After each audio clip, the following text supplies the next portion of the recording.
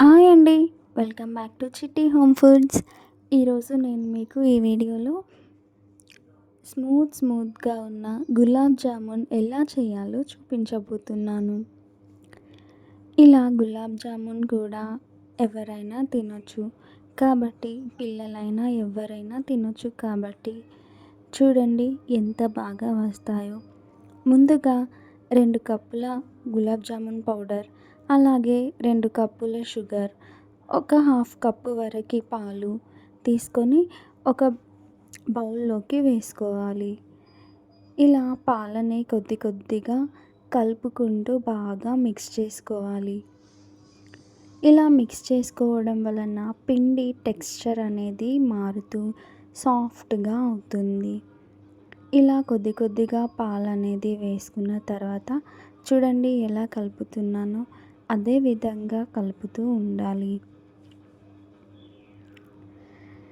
ఆ తర్వాత ఇలా నార్మల్గానే చపాతీ పిండిలాగా చూడండి ఇలా నీట్ చేస్తూ ఉండాలి. ఇలా బాగా నీట్ చేసుకోవాలి.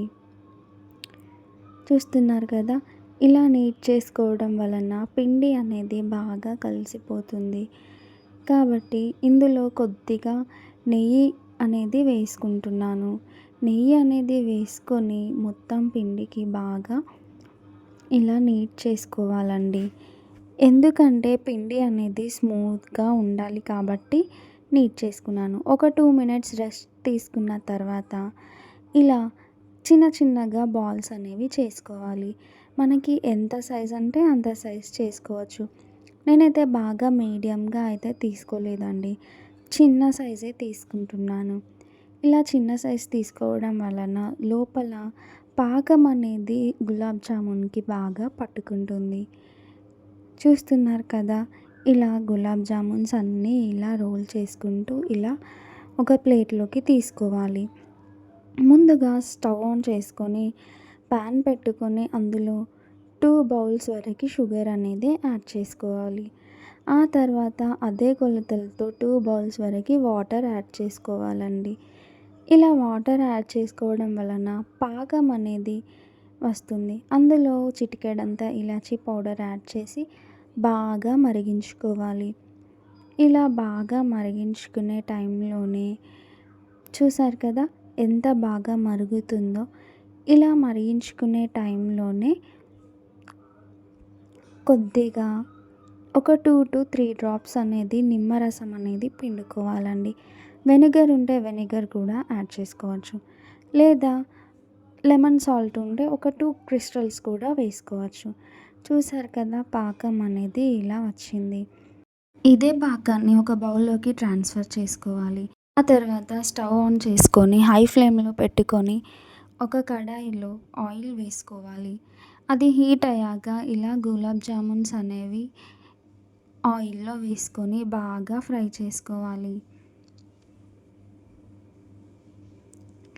చూస్తున్నారు కదా, ఇలా ఒక్కొక్కటిగా అన్నీ హాఫ్గా వేసుకొని బాగా ఫ్రై చేసుకోవాలి. గులాబ్ జామున్ అనేది లైట్ గోల్డెన్ రెడ్ కలర్ అనేది రావాలి. ఇలా లో ఫ్లేమ్లో పెట్టుకొని బాగా రోస్ట్ చేసుకున్న తర్వాత మళ్ళీ హై ఫ్లేమ్లో పెట్టుకొని బాగా రోస్ట్ చేసుకోవాలి. అప్పుడే గులాబ్ జామున్స్ రెడ్ కలర్గా వస్తాయి. ఇలా మీడియంగానే బాగా గులాబ్ జామున్స్ వేసుకొని ఇలా రోస్ట్ చేసుకోవాలి. అక్కడక్కడ నాకు క్రమ్స్ అనేవి వచ్చాయి, ఎందుకంటే గులాబ్ జామున్ పౌడర్ అనేది బాగా మిక్స్ చేసుకున్నా కూడా ఇక్కడ నేను చేసిన తప్పేంటంటే గులాబ్ జామున్స్ అనేవి స్మూత్గా చేసుకోవాలి బాల్స్ లాగా. కానీ నేను ఇక్కడ బాల్స్ లాగా చేసుకున్నాను కానీ స్మూత్గా రాలేదు, కాబట్టి ఇలా క్రమ్స్ అనేవి వచ్చాయి. ఇలా అన్ని గులాబ్ జామున్స్ ఇలా బాగా ఫ్రై చేసుకున్న తర్వాత అదే పాకంలో వేసుకోవాలి. ఇలా పాకంలో వేసుకున్న తర్వాత చూడండి గులాబ్ జామున్ అనేది రెడీ అయిపోయింది. నాకు కొన్ని గులాబ్ జామున్స్ అయితే చాలా నచ్చాయి, బాగా సాఫ్ట్గా ఉన్నాయి, అలాగే టేస్ట్ కూడా బాగుంది. మీరు కూడా ట్రై చేయండి. ఈ వీడియో మీకు నచ్చినట్లయితే like, share, comment and subscribe చేయండి. Thank you.